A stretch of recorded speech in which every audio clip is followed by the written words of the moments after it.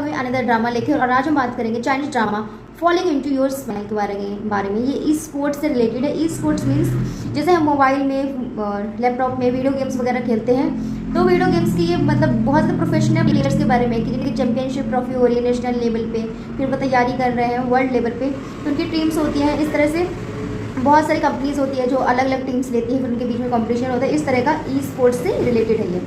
तो जो स्टोरी है वो सराउंड करती है, 2 मेन लीड है। पहला जो लड़का है उसका नाम है ली शिजेंग और उसका गेमिंग नेम है चेसमैन। जो लड़की है उसका नाम है टोंग याओ और उसका गेमिंग नेम है स्माइलिंग। वो बहुत अच्छी गेम खेलने में है। वो पहली लड़की होती है जो मतलब गेमिंग में एकदम प्रोफेशनल बनती है। तो अब जो कंपनी है उसमें 5 प्लेयर्स हैं, ठीक है। कंपनी का नाम है ZGDX और इसका नाम है, और उसमें एक इनका जो प्लेयर है वो थोड़ा सा रिटायरमेंट लेना चाह रहे थे, उसके हेल्थ में कुछ प्रॉब्लम है। तो जिससे वो न्यू मेंबर देख रहे थे, जब वो न्यू मेंबर देख रहे थे उनकी सारी क्वालिटीज़ वगैरह चेक कर रहे थे ना, जो लोग गेम्स वगैरह खेलते हैं उनके बीच में से वो फाइंड आउट कर रहे थे। तो उसमें से एक मतलब वही टोंग याओ स्माइलिंग बहुत अच्छा खेल रही थी, मतलब उसमें था कि उसमें पोटेंशियल है प्रोफेशनल गेमर का, तो उसको सेलेक्ट किया जाता है और उसको बुलाया जाता है। पहले उसको लगता है कि सब फेक है, फ्रॉड है, कोई ऐसे मैसेज कर रहा है, लेकिन उसको बाद में पता लगता है, वो सर्च करती है, बात करती है, फिर पता लगता है ये प्रोफेशनल कंपनी के यहाँ से उसके लिए इन्विटेशन आया है। फिर वो वहाँ जाती है, सारे लड़कों के बीच में अकेली लड़की होती है। लड़की भी पहले शौक होती है कि लड़की हमारे साथ रहेगी, किस तरह से एडजस्ट करेगी, क्या इसको अच्छा गेम खेलना आता है। फिर वो बहुत टाइम लगता है उसको एडजस्ट करने में, क्योंकि उसे अपना पोटेंशियल प्रूफ करना पड़ता है उनके आगे गेम खेल के, वो कितना अच्छा प्लेयर है।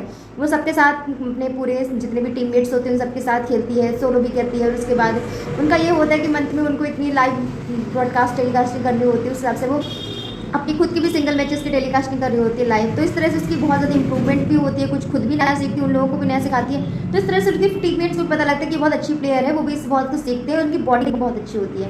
कई बार क्या होता है, स्मेलिंग बहुत सारे दूसरे प्लेयर्स के गेम्स वगैरह सबको देख कुछ लिस्ट बनाती है और अपने टीममेट्स को बताती है, तो वो भी इसके मूव्स को देखते हैं कि ये जो मूव्स इसने जो प्लानिंग की है गेम की, ये सही की है।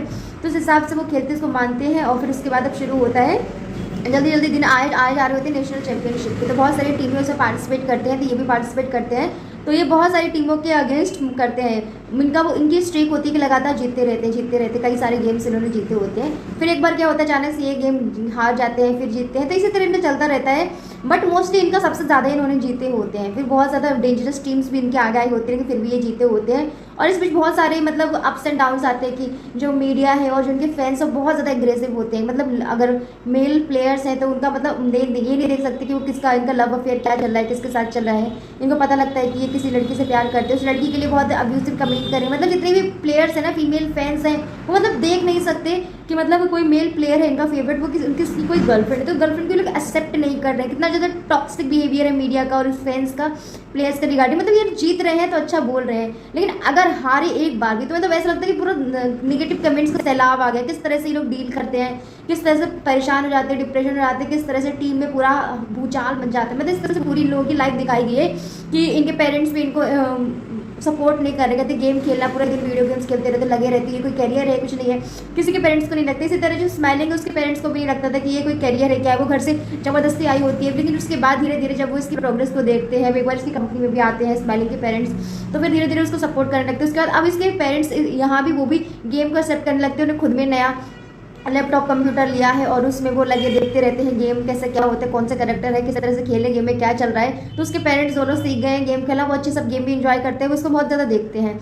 और इसी तरह बहुत सारे प्लेयर्स की स्टोरी भी दिखाते हैं किस तरह से क्या है। और जो मेन लीड है वो जो मेन लीड है लू शिजेंग चेसमैन, वो अपनी टीम का कैप्टन है, वो किस तरह से हर सिचुएशन को हैंडल करता है। मतलब ये सब दिखाई जाएगी। और उसके बीच किस तरह से स्माइलिंग और चेसमैन के बीच में जो लव कनेक्शन है वो डेवलप होता है, लेकिन इसमें बहुत अच्छा क्यूटली स्लोली दिखाएगा, एकदम रियलिस्टिक से धीरे धीरे करके इनमें डेवलप होता है क्या है। तो अमेजिंग है। और अगर आप ई स्पोर्ट्स से रिलेटेड है, मतलब गेम खेलते हैं, आपको गेमिंग में इंटरेस्ट होता है, ऑफकोर्स आपको बहुत पसंद आने वाला है, क्योंकि इसके हर एपिसोड में भर के आपको ई स्पोर्ट देखने को मिलेगा, बहुत मज़ा आएगा। और अगर आप रोम कॉम के फेवरेट है, मतलब रोम कॉम आपको ज़्यादा पसंद है, तो रोम कॉम भी इसमें दिखेगा। बहुत अच्छी बॉन्डिंग है चेसमैन और स्माइलिंग के बीच में, मतलब केमिस्ट्री दोनों की बहुत अच्छी है। मेरी रेटिंग की बात करूँ तो मैं इसको दूंगी 9.5 आउट ऑफ 10 और it's an amazing drama, you can go and watch it out.